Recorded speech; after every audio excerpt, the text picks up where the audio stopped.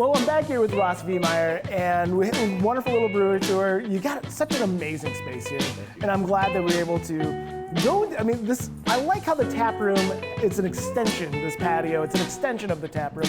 We're inside, but we're not. We're outside, but we're not, and that's great. Yep. Yeah, so this space is kind of a 3-season room that we're sitting in now, which we use all year round. Coldest of days, it's still not terrible in here. And we get some nice south-facing sun, so that's great. And then in the summer, I mean, from the far end of the deck, it's bands. We put bands down there, and it kind of the sound just travels nicely throughout the whole patio and into the tap room. So yeah, you guys do a lot of live music out here.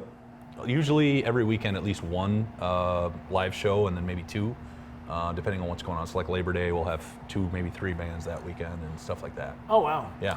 All right, I'm gonna jump in here. What is this guy here? Strawberry Smash. Strawberry Smash. Yep, so a smash brew is a single malt, single hop. So it's the most baseline brew there is.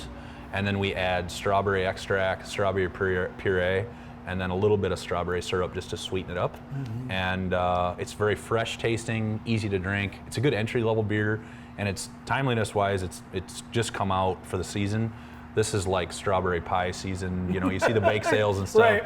So it works out well for us, and it's just very approachable. Something that we released this year, and it's been a hit ever since. So. Yeah, it's light, it's refreshing. Honestly, you take the color out of it, you could call it a seltzer, because I mean it is definitely within that range. The hops, it's not really there. Yep, super sweet, super easy. That's why I call it a gateway, is because people that are like, I don't really drink beer. Okay, do you like strawberries? Yep, here you try this. Oh, this is nice, right? Okay, cool. So, and the base of it is like, a Bud Light, basically. Right. Single malt, single hop, really easy, clear clean. color. Yep, yeah. Very clear. Oh yeah. So tell me a little bit about your brewing philosophy. I mean, what are you going for as far as the beers you're producing here? So a lot of breweries, I think, and I don't benchmark myself enough probably, but a lot of breweries I think do hops really well, or they're a malt-based brewery, or they're a lager brewery. We kind of play all of our cards, and then we focus on a few. So like Strawberry Smash, it's a new beer for us. It's one of our headliners right now, but we bring seasonals in and out all the time.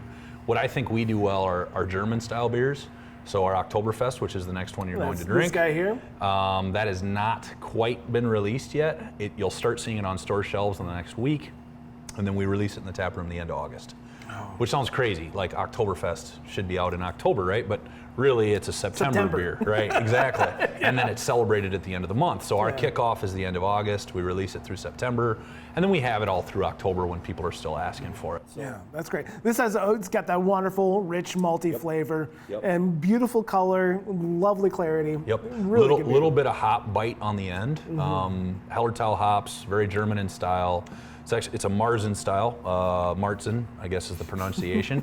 6%. I don't get that finicky with beer. Beer's just for fun, Beer, well, it should be, right? It depends on who we're tasting to, We get into real serious brew festivals and stuff, and I got to make sure the pronunciation's right. But so it's a real base beer, really nice, 6% by volume. Like you said, amber. It's a lager that takes 72 days to make.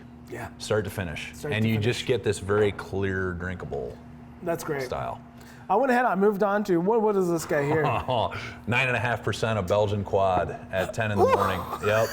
So this beer is it's got a weird cult following because of the alcohol and the gravity, but it's very smooth. What it reminds me of, it's not barrel aged, but it kind of has this alcoholic tawny finish, almost like a bourbon. Yeah. So when you exhale, you get that kind of alcohol bite, right? Well, there's a lot of booze in it, man. Oh yeah, 9.5% will do it. We serve that in a snifter. It's a 10-ounce serving.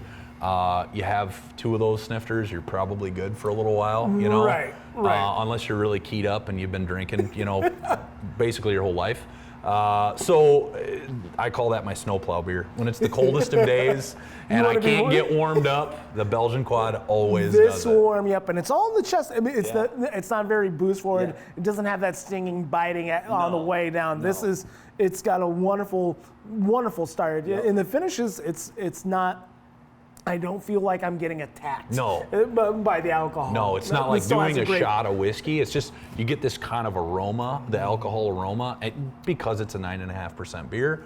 It's a Belgian quad. The grain bill is almost 2,000 pounds. Right. We stuff as much in as we can, and we don't yield that much, but this is what you get. Well, this is what you're going to get out of it, because that's a lot. And actually, we age the kegs before we release them. So they actually sit and settle for about 6 months. Wow. So it takes a little bit of time before we can release this. We have to kind of stay ahead of everything. Sure.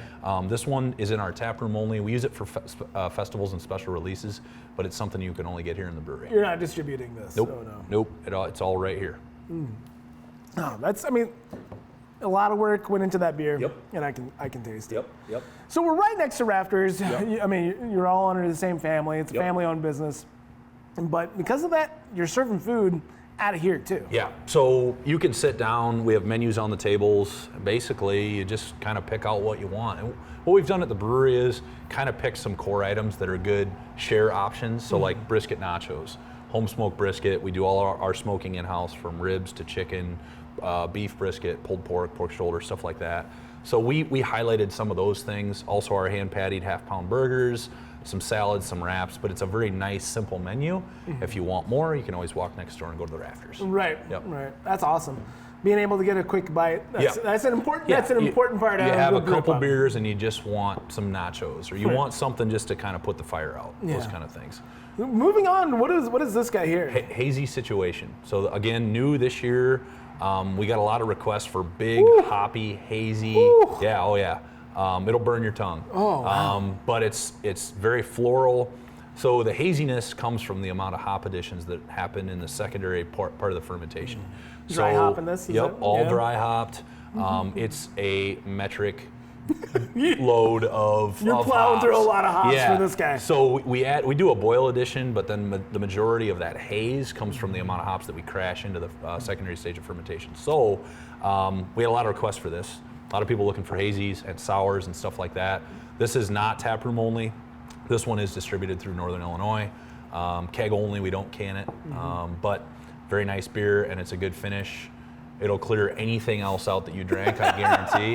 But I like it. It's not chewy. It doesn't have like a spicy flavor to me. It's just very aromatic, citrusy, those kind of things. What varieties are you got in hops in this? Mainly Cascade Centennials. Those are the two base beers. There's a little Chinook, there's a little Racal, but for the most part, it's American West Coast citrus. Yeah, it's a very, very interesting. I don't know if I've had anything quite like this, where it's hops on hops on hops on hops, but it's coming through the nose so much more than it is on the tongue. Yep. Very interesting. And that's the goal of the beer.